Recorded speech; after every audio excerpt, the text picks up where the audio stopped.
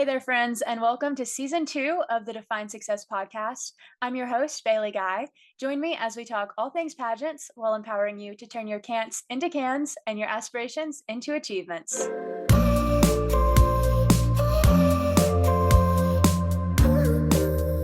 Hello, and welcome to season 2 of the Define Success podcast. I'm so excited that you've decided to join me back here for season 2. I recently did a poll on my Instagram stories to see what changes that you all wanted to see in season 2. And the number one thing that I realized, which is also something that I had come to the realization of myself before doing the poll, but that was to shift the focus of Define Success from a general success-based podcast to something that's specifically made with pageant girls in mind. So, yes, there will be a lot more pageant content moving forward. I am a pageant girl myself. I've been competing in pageants since, oh gosh, since I was probably 5 or 6 years old, and I'm now 22. So, it has been a hot minute in the pageant industry. And so, I really want to do something that caters specifically to pageant girls, but I still want to stay true to the goal of teaching success skills. That's one of my biggest passions. It's what I want to do as a motivational speaker someday. And so I really want for this podcast to kind of just bring together those two passions of mine. And so while all the things that I talk about moving forward will directly relate to pageants, I also want the skills that you learn here to be skills that you can apply to other aspects of your life. So whether that's school or your career or even to sports or other hobbies that you participate in. And so, for this first introductory episode of season 2, I would love to talk about authenticity. And so, this is something that we hear a lot in the pageant industry based on, be authentic in the interview room and always show the judges your authentic self, be authentic on social media. We're always hearing about authenticity. But I want to give two examples of when I was not quite acting from such an authentic place. And they both relate to the podcast. So you're going to hear a little bit of an insight on kind of how my brain worked with leading up to creating this podcast. So, the first example happened a few years ago. A lot of people don't know this, but I actually wanted to start a podcast. Well, I first started talking about wanting to start a podcast several years back. I'd say probably 3 years ago. And I had all these ideas and these people I wanted to interview and these concepts. And I was running it by one of my mentors, and something I'm so glad some bells went off in her mind, because something about it, she said, just didn't feel authentic to me. And she said, "Are you sure that you're doing this because you want to do it or because you think it'll be impressive?" And that was such a big moment for me, realizing that, oh my gosh, like I am only wanting to do this because it'll sound impressive. And whether I was trying to impress social media followers or maybe the judges in a pageant interview, I was doing it from a place that wasn't super authentic and that came from seeking validation from other people or somehow proving my worthiness through starting a podcast. And so that was actually why I didn't start one at that time. I was like, you're right. I think I am doing this with not the best place in my heart. And so I'm going to take a step back and I'm going to revisit this in the future when I feel ready to do it from a more authentic place.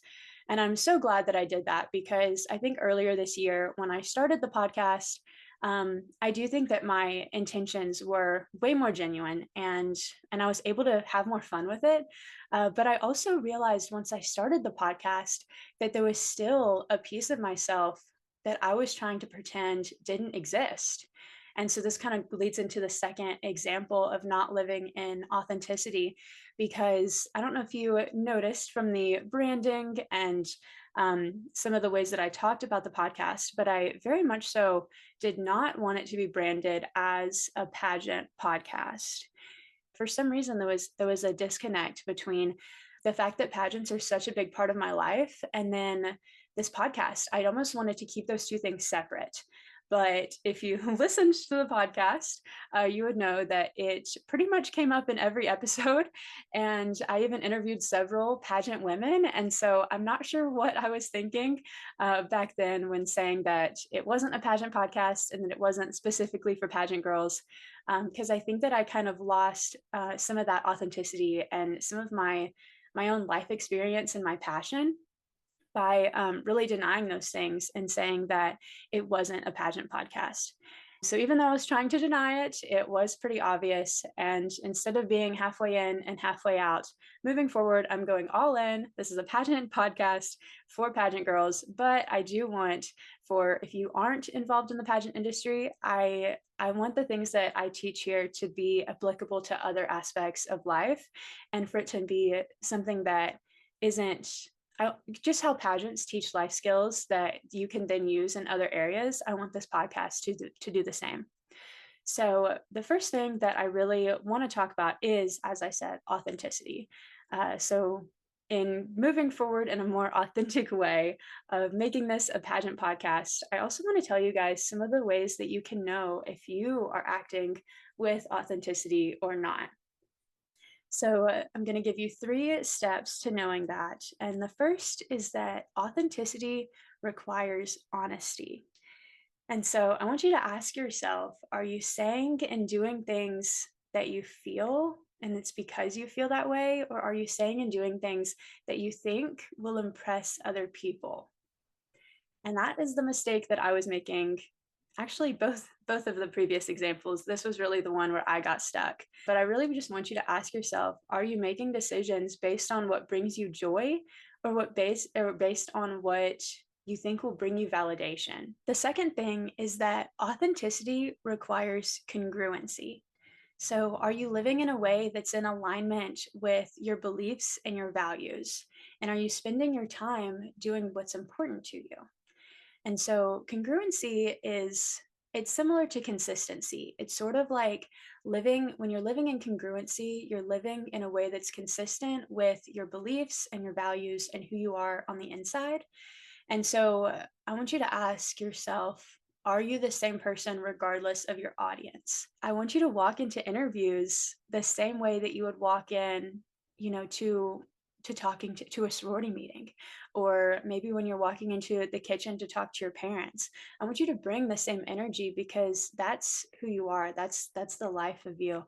And the judges just want to get to know you. And so yes, you're putting your best foot forward and being the best version of yourself, but I still want it to be authentic and in congruency with who you are all the time. You shouldn't be a different person in the interview room than you are when you're hanging out with your parents or when you're hanging out with your friends. They should see still the same core and the same spirit within you in all 3 of those settings. If you're participating in something that you probably shouldn't be with your friends, but then you're going into interview and talking about how you would stand against that thing as a title holder, then that is not very authentic. And so look at your life, look at how you speak to people, how you treat people, and the way that you walk in every situation, and try to really get to the root of who am I and be that person all the time. Another thing is that going along with this, when you're living in congruency, you'll feel more fulfillment in what you do. And so this is another thing that I've definitely experienced in the past where I was doing something more so just to impress other people instead of what it really felt natural to myself. And I found that when I'm doing something just to impress other people, that I don't really feel fulfillment from it. It doesn't really bring me the joy and the contentment that I thought that it would. And so when you're living in congruency and authenticity, you'll feel that fulfillment because if the things that you claim to love are actually things that are constantly draining you, then it's probably not super authentic to who you are because the things that you love should make you feel like the fullest version of yourself. And that is when you know that you're living in authenticity. The third point that I really want to bring across to you guys is that authenticity requires vulnerability. Because the truth is, nobody is perfect. And we all know that. We all know that no one's perfect, but yet we still strive to be perfect. But actually, I kind of have realized recently that perfect is not only something that's not attainable, but it's actually kind of annoying. And so I want you guys to think about it. Have you ever been around someone that you genuinely think is perfect? So they look perfect and they're always perfectly put together and they just seem to have this perfect life. And, they're in a perfect relationship and they have a perfect career and perfect Instagram and everything just looks so perfect about them. And I want you to bring that person in mind and think about how you felt around that person. And it probably wasn't awesome about yourself. It might have been a little bit uneasy or maybe even a little bit inferior. We never want to feel inferior around other people, but when you're around somebody that you really perceive is just perfect, sometimes you can put them in a way that makes you feel bad about yourself. And that's a topic for a whole other day. But the point of this is that I don't want you to try to be that perfect person around other people. Personally, when I'm talking to somebody, when I'm meeting people, I never want that person to feel inferior ever. I actually want that person to feel better about themselves by being around me. And so that was really something that I had to realize is that I cannot even pretend to be perfect, because if I'm doing that, then my mission in conversation with people and the way that I want to make people feel will not be accomplished. And so I promise that people will like you and like being around you way more when you're your imperfect but authentic self than a version of you that you're trying to convince them is perfect. Because if you're putting on a front that you're perfect, then not only is that not real, but it's not going to bring you fulfillment and it's not going to lift them up either. And so, being vulnerable, being who you really are, sharing when you're going through something, being able to connect with people on that emotional level is such a special experience. And so, sharing your failures, sharing your faults, and not trying to act like you have it all together.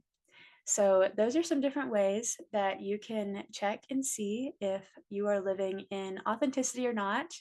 And obviously, I could talk for way longer about this topic and get way deeper.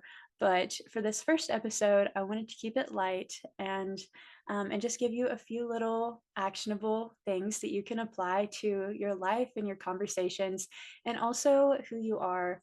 Um, in pageant mode. And when you're going into the interview room, is that an authentic version of yourself? Are you doing things that are for you and not just to impress the judges? Are you doing things that are in alignment with your own beliefs and values and living in congruency with your spirit? And then lastly, are you being vulnerable and not trying to be perfect?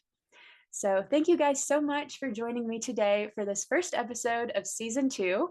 I hope that you'll join me back for the other episodes to come. I'm so excited about where this podcast will go, and I have lots of big things planned for the future. So, stay tuned for it all. But thank you so, so much from the bottom of my heart for joining me today and giving me a few minutes of your time. Thank you guys so much, and I'll see you next time.